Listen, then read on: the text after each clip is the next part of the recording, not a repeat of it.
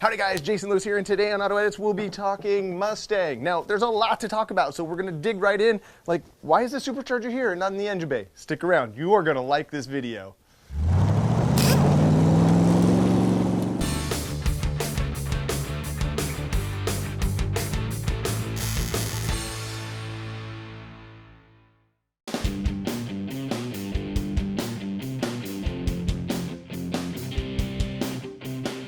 So we'll go ahead and start with the obvious. The Supercharger got pulled off because I have learned that over the years this car has been sitting here, you guys have been patient, that when there's a speed bump, it sometimes gets in my head and it has beaten me. So I decided to get this thing out of the way.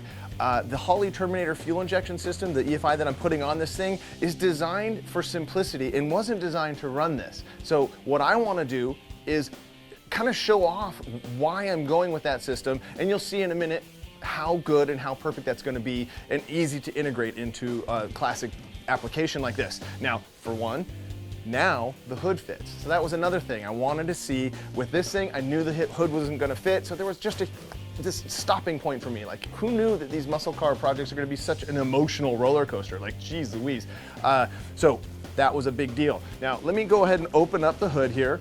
Now, one of the things you may or may not notice first off is that I've done a few little things makeover-wise that have just helped me visually appreciate the Mustang more. The grille used to be this silver color with the Mustang black and just looked really tired and weird up here. So what I went ahead and did is I blacked out the grille to where what I'm gonna end up with in this thing. So, and it just looks much nicer, as you can see here. It looks more on purpose. Did a mild restoration to these lights here. Of course, we have the JW Speaker J2s from the Jeep. Now, those are wired in, and you're gonna actually see those on in a minute.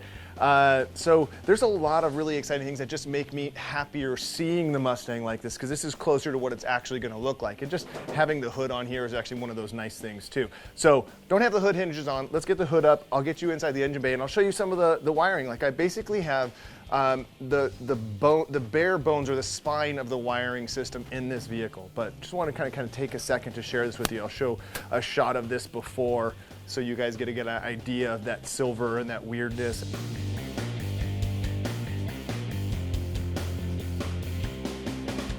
All right, like I said, there's no hood hinges on this thing yet, because the hood is going to be coming off and on a bunch more times. So we'll just use this little hood prop in this super dangerous way of propping up the hood. Not ideal. I wouldn't work under it like that, but I think it'll hold for now. We'll see. Just to make sure to not put my hands in there. Okay. All right, so come on in. Let me show you what we got going on in here.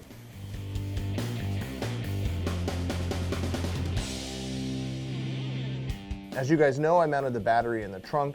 This is the master power that comes from the battery in the trunk to this little bulkhead here. And then these two wires here are all of the headlight wires and all of the other auxiliary wires that will run to the front of the vehicle. Now, the reason I mounted that bulkhead and had the majority of these wires going under the fender well is that the engine bay will be cluttered enough with enough wires. That's kind of one of those cool little semi-pro tips of how to keep your engine bay nice on your hot rod, is to kind of mount as many wires as you can outside of there. You see, like the higher end builds, they all do that. They'll clean them up. This is not that. There's still going to be plenty of wires in here. I'm going to keep it a nice happy medium between some nice custom touches like that, which are nice. Like, if you can see here, let me bring you down into here. Now I'm going to explain this bundle of wires here and this guy here in a moment. But you can see here that I have all of the headlights wired, the turn signals, the front turn markers, the side markers, the horn, and then I ran that wire up over the core support here and then over to the other one. So it's not super Sano invisible wiring, but it's clean. It's clean enough.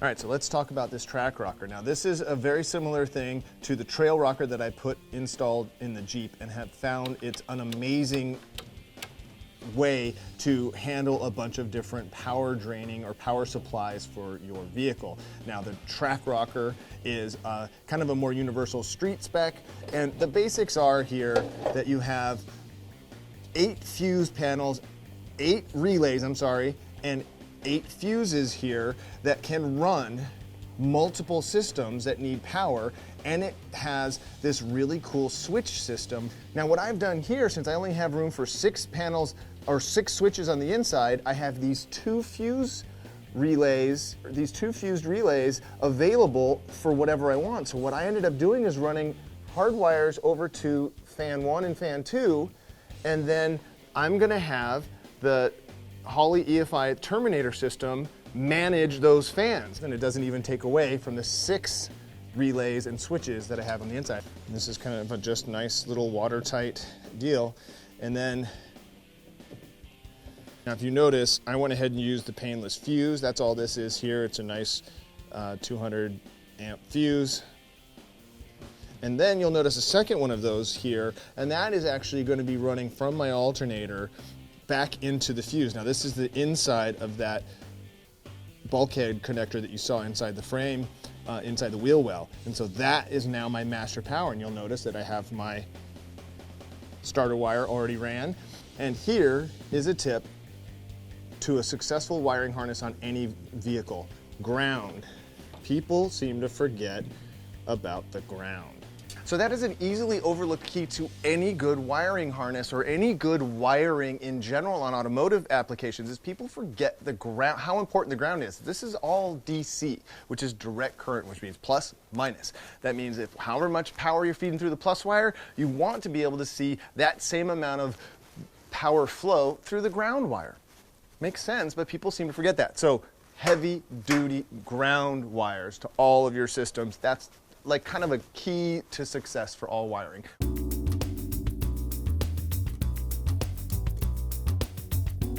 One of the cool things about really dorking out and knowing all of the power and the aspects or the capabilities of the components that you're putting on here, we have 3 really cool things working well together here, and that was part of the inspiration of pulling the Supercharger off for now.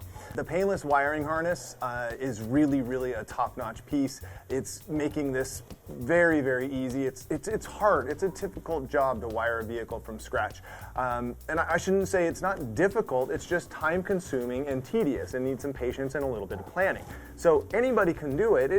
You gotta hunker in and be ready. It just is a lot. So being able to utilize the track rocker to actually interface with the Holley EFI. So the Holley EFI harness, and this is one of the big reasons why I wanted to go EFI on this, is that I wanted a computer, a very easy to manage computer to run the basic systems, even though this is a classic car, and it looks like a carbureted, a practical and a good application for this, but I'll have laptop interface to be able to change. It will actually run my fans now. So it has outputs that will kick fan 1 on at 165, kick fan 2 on at 185, or whatever I want it to do. It is now, since I went ahead and got the MSD distributor that actually plugs right into this harness, so then now I can run the ignition through the Holley EFI software. So that to me is very appealing, to have that kind of control and power over this thing. Then I've also got the Dakota Digital VHX dash and instrument panel in here. That also plays nice with the Holley stuff, because now the Holley will feed tachometer signal. It will actually take water temp. So there's just all of that interface that's really nice to have.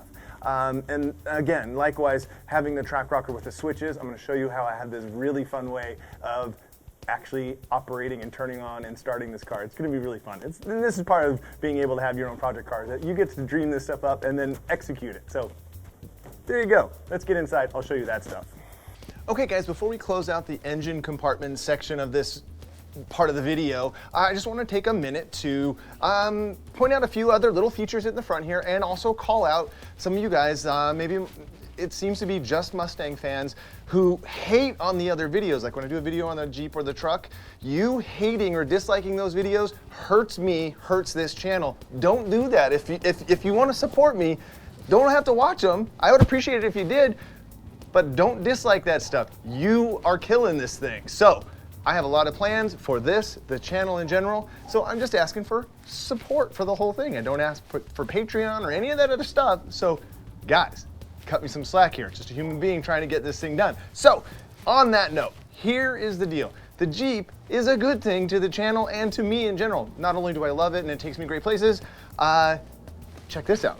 This is the stock turn signal for the front marker on this vehicle. So this is the stock one. It's kind of ugly, it's kind of tired, it's got an old school bulb. So because I did the JW speaker upgrade on the Jeep, I discovered that the Jeep front stock turn signal socket, everything works in this thing, which also means you can go to a Napa, which is where I went, to get a universal one and a little pigtail to go in here with a modern bulb. So now I have a Jeep turn signal and a modern bulb in there, the two-way bulb. So you have a running light and a turn signal flasher light in there, so it's a dual filament bulb. How cool is that? Then plus, of course, as you guys know, the JW speaker J2s that I used to have on my Jeep are now in this thing, and they look amazing. They look gorgeous. I would say, you guys, I'm pretty sure that they fit the bill here. So, and that was pretty cool. And then those as well, if you were curious as to what connector you would use, that is also hold on, let me get that. So that connector, as you can see here, is a universal Napa 3-prong headlight socket connector. So this was a very easy way to adapt those Jeep or more modern items. And I would have never known to even try that if it weren't for the Jeep. So come on guys, high five for that. This is a nice thing. Let's get inside and then let's put some power to this and I'll show you these things illuminated. Get on in. There you go. Hi buddy, what you doing? I can't wait to take this dog on some adventures in this car because it's been a long time and she and I would enjoy that. I think you guys would enjoy that too. Right, buddy? I know. It's gonna be good times. All right, let's show them the inside of this car.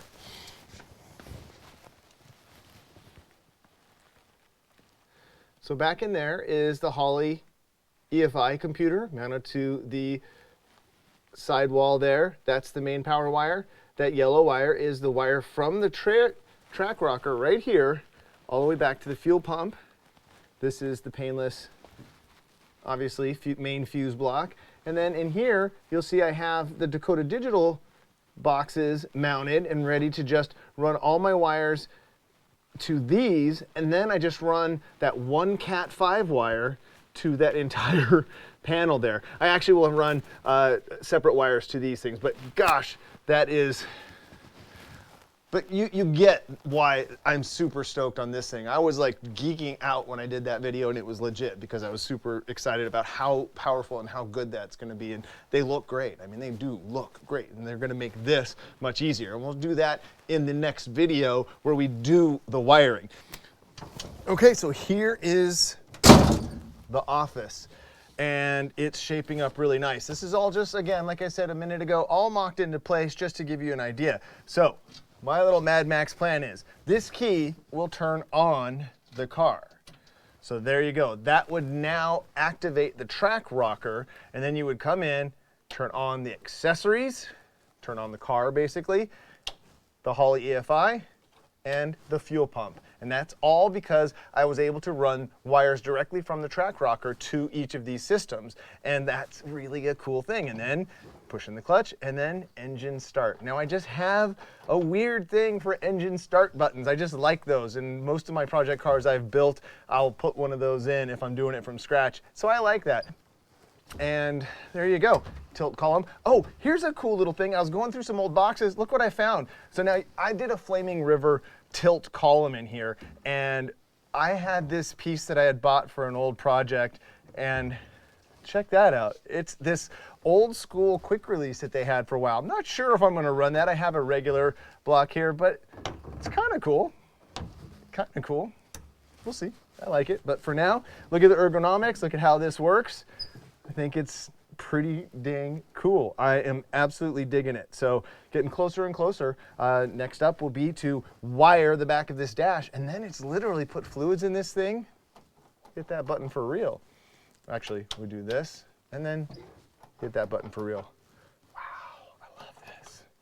So obviously this is gonna need some freshening up. It's got some weird sparkly silver paint on there. We're going to get rid of that. Now before we put power to the lights, just so I could show you guys how that works, let me show you some cool stuff that we've done in the trunk and with the taillights.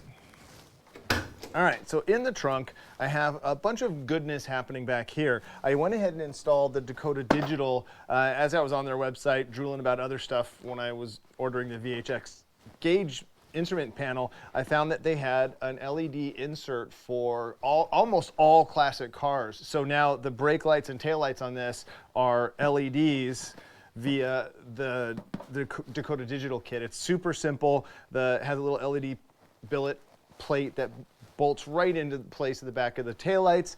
I'll turn those on in a second so you get an idea. They look right. They don't look abnormal. And what you do is you just gain that low voltage draw and brightness that you would get from an LED, but they don't look LED, and I like that about them. The back of the trunk, obviously very simple back here. So we have the Optima red top back here.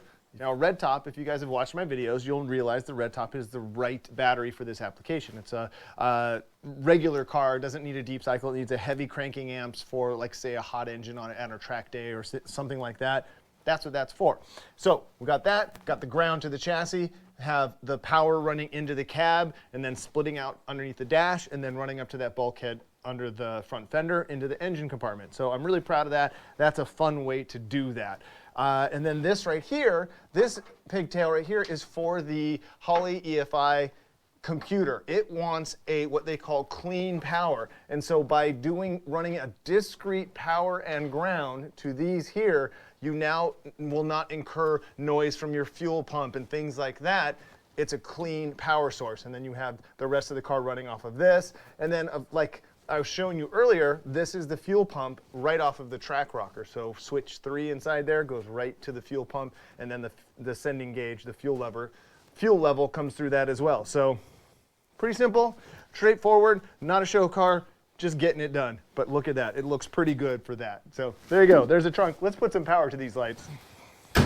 So one of the really cool things about the painless wiring harness is that it makes it, yes, it's tricky, but it's not hard. It's easy in the sense that every single wire, remember the preview video I did, every single wire has it's labeled. So like this right here, I know we'll go to the headlight switch, and this is how you will do headlights. So let's do low beam. There's a headlights low beam, and then headlights high beam. Simple as that. So let's run through what the running lights will look like on this thing. And this is in the back, you'll have the Dakota Digital, and in the front, you have the modern bulbs out of the Jeep Wrangler turn signals. And so that is pretty nice. So it gives you an idea of how they're bright, but they're not too bright. Let's look at what it would look like when you hit the brakes. There you go. That's the brake light. Let's see, while we're here, let's do the reverse light. Where do I have that? I have that down here someplace. This is the reverse light. So these should be the white lights in the middle of the taillight. Those are standard bulbs. Those aren't the Dakota Digital LEDs. Those are just standard bulbs. So right now we have running lights. Let's do running lights and headlights on low beams. And that will simulate pretty much what this car will look like in run mode. Now here's a fun little thing. Since I hooked up the switch for the hazards here on the steering column, so now we should have all of the turn signal lights flashing. Let me just get a quick look at that. Yeah, that's, and that's pretty cool. Now, the one thing that you do have to pay attention to, and I'll go into more detail on this later, is that since I have LEDs in the taillights now, that you have to get a unique flasher module, because these usually do a flow rate or a resistance rate, and then that's how they trigger off and on. Then you get an LED one that has a low resistance. It's just a timer. It just has a nice steady click to it. So that's pretty cool. So hazards work, taillights work, running lights work, headlights. I mean, it feels so good. And so it's just a matter of now connecting these last few under the dash. But let's get out, look at the Mustang, and really appreciate where it's at right now and how it's taken this huge swing. I'm really proud. I feel really good about this. It actually feels like it's going to run for the first time in years. Like, it's going to do it. I know it. This button will be alive in the next few weeks because I've come so far. So let's check this out.